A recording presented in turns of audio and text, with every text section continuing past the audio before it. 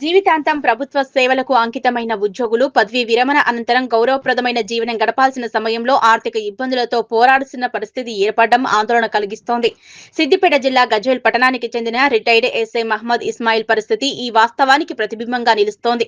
సుమారు 37 సంవత్సరాల పాటు పోలీస్ శాఖలో కానిస్టేబుల్ గా ప్రారంభించి ఏఎస్ఐ, ఎస్ఐ హోదాల్లో విధులు నిర్వహించిన ఇస్మాయిల్ తన యువకత్వాన్ని విధి నిర్వహణకే అంకితం చేశారు. అయితే పదవి విరమణ అనంతరం ఆయన జీవితం అనూహ్యంగా కష్టాల్లోకి జారుకుంది. కుటుంబ బాధ్యతలు, ఆరోగ్య సమస్యలు పెరుగుతున్న వైద్యం ఖర్చులు ఇవి అన్నీ కలిసి ఆయనను ఆర్థిక స్థితిని దెబ్బతీశాయి. ముఖ్యంగా పదవి విరమణ తర్వాత రావాల్సిన బకాయిలు ఇంకా అందకపోవడం ఆయన వంటి పలువురు మాజీ ఉద్యోగులను సంక్షోభంలోకి నెట్టింది. ప్రభుత్వ సేవల కోసం జీవితాన్ని అంకితం చేశాం. ఇప్పుడు వృద్ధాప్యంలో కనీసం భద్రత కోసం ఎదురు చూడాల్సిన పరిస్థితి ఏర్పడింది. నాకు రావాల్సిన బకాయిలు విడుదల చేస్తేనే నా కుటుంబాన్ని నిలగెట్టుకోగలుగుతానని రిటైర్డ్ ఎస్ఐ ఇస్మాయిల్ ఆవేదన వ్యక్తం చేశారు. ఇది ఒక ఇస్మాయిల్ కథ మాత్రమే కాదు.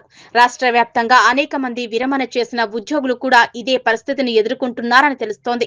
పదవీ విరమణ అనంతరం రావాల్సిన గ్రాట్యుటీ, పెన్షన్ ప్రయోజనాలు, ఇతర ఆర్థిక బకాయిలు ఆలస్యం అవడం వల్ల వృద్ధాప్యంలో వారు అనిశ్చితి మధ్య జీవనం కొనసాగించాల్సి వస్తోంది.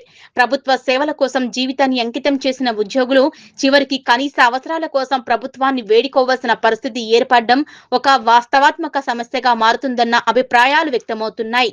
ఈ నేపథ్యంలో ప్రభుత్వం మానవీయ దృక్పథంతో స్పందించి పెండింగ్ లో ఉన్న బకాయిలను త్వరితగతిన విడుదల చేయాలని, విరమణ చేసిన ఉద్యోగులకు ఆర్థిక భద్రత కల్పించాలని ఇస్మాయిల్ విజ్ఞప్తి చేస్తున్నారు.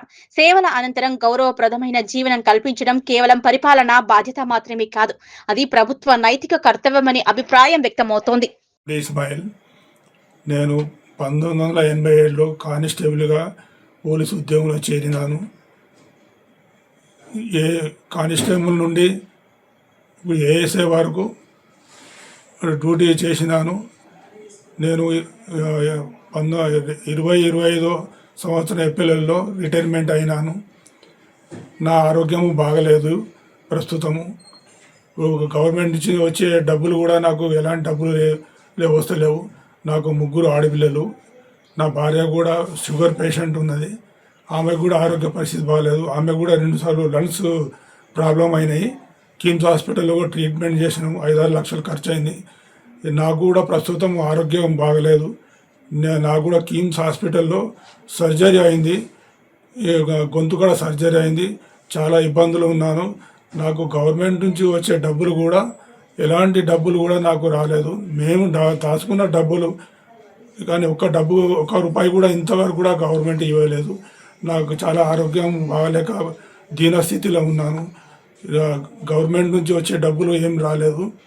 ప్రస్తుతం నాకు ఆరోగ్యం చాలా ఇబ్బందిగా ఉన్నది. నేను లేవలేని పరిస్థితుల్లో నాకు వెనక ముందు ఎవరు లేరు. నాకు 3 ఆడపిల్లలే.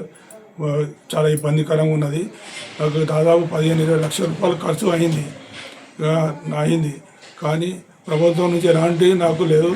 నేను దాచుకున్న డబ్బులు జీపీఎఫ్ కానీ, ఈఎల్ కానీ, కమిటేషన్ కానీ, గ్రాడ్యుటీ కానీ అలాంటి పైసలు కూడా అసలు ఏ ఒక్క రూపాయి కూడా రాలేదు. దాదాపు 60 లక్షల రూపాయల దాకా రావాల్సి ఉన్నది. దయచేసి నాకు గవర్నమెంట్ వాళ్ళు నాకు సాయం చేయగలరని కోరుతున్నాను. ఆపరేషన్ అయింది. ఇక్కడ C6C7 అనే గొంతు కాడ అయినా కానీ ఇప్పటికి కూడా నాకు మాట వస్తలేదు. ఎన్ని రోజులు సార్ ఆపరేషన్ అయ్యి దాదాపు నాకు 2 నెలలు అవుతుంది. డిసెంబర్ 23 తారీఖు ఆపరేషన్ అయింది. అయినా చెయ్యి బాగా లాగడం, నొప్పి బాగున్నది. లేవలేని పరిస్థితిలో ఉన్నాను. ఇంట్లోనే ఉంటున్నాను. బయటకు కూడా వెళ్తలేను. కాలు నడవలేస్తే చాలా వీక్నెస్గా ఉన్నాను. ఇప్పుడు పరిస్థితి చాలా దీనస్థితిలో ఉన్నది.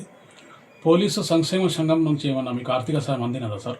మాకు పోలీస్ సహకారం నుంచి కూడా ఎలాంటి సహకారం కూడా ఏమీ అందలేదు సార్. నాకు మీరు ఏం కోరుకుంటున్నారు ప్రభుత్వం నుండి? నేను ప్రభుత్వం నుండి నాకు వచ్చే బెనిఫిట్స్ ఏవైతే ఉన్నాయో, నేను రిటైర్మెంట్ అయినా గవర్నమెంట్కు 38 సంవత్సరాలు సేవ చేసినాను. కానిస్టేబుల్ నుండి ఎస్ఏ వరకు నేను 38 సంవత్సరాలు నేను సర్వీసు పూర్తి చేసిన, ప్రజాసేవ చేసినాను. నా సేవ చేసినందుకు గాను కనీసం హాస్పిటల్లో చూసుకున్నంత వీలు లేకుండా అయిపోయింది. అంత ఆర్థికంగా వెనుకబడి ఉన్నాను. దాదాపు ఖర్చులు చాలా ఎక్కువ అయిపోయినాయి. ఇక లేవలేని పరిస్థితిలో ఉన్నాను. ఇప్పుడు నడవలేని పరిస్థితిలో కూడా ఉన్నాను. నేను అంత దీన స్థితిలో ఉన్నాను. కనుక నా గవర్నమెంట్ నుంచి నాకు వచ్చే డబ్బులు నాకు వచ్చే బెనిఫిట్స్ ఏవైతే ఉన్నాయో అది నా తొందరగా ఇప్పిస్తారని నేను ఆశిస్తున్నాను. కోరుతున్నాను నాకు వచ్చే డబ్బులు సీఎం రేవంత్ రెడ్డి గారు, బట్టి విక్రమ గారు నాకు వచ్చే డబ్బులు నా పరిస్థితి చూసి నాకు మాట్లాడడానికి కూడా గొంతు వస్తలేదు. దయచేసి నాకు నా డబ్బులు నాకు ఇప్పిస్తారని ఆశిస్తున్నాను. ఎందుకంటే నా పరిస్థితి బాగాలేదు. ఒక్కోసారి నాకు చనిపోవాలనిపిస్తుంది. ఎందుకంటే ఆర్థికంగా ఇబ్బంది పడుతున్నాను. నాకు గొంతు కూడా ఎక్కువ మాట్లాడడానికి వస్తలేదు. ఆపరేషన్ అయిన నుంచి చాలా ఇబ్బందిగా ఉన్నది. సీఎం రేవంత్ రెడ్డి గారు మరియు బట్టి విక్రమ గారు దయచేసి నాకు వచ్చే డబ్బులు నాకు వేస్తారని నేను ఆశిస్తున్నాను. నాకు ఆరోగ్యం చాలా బాగలేదు. నా యొక్క బాధను అర్థం చేసుకుంటారని నేను ఆశిస్తున్నాను.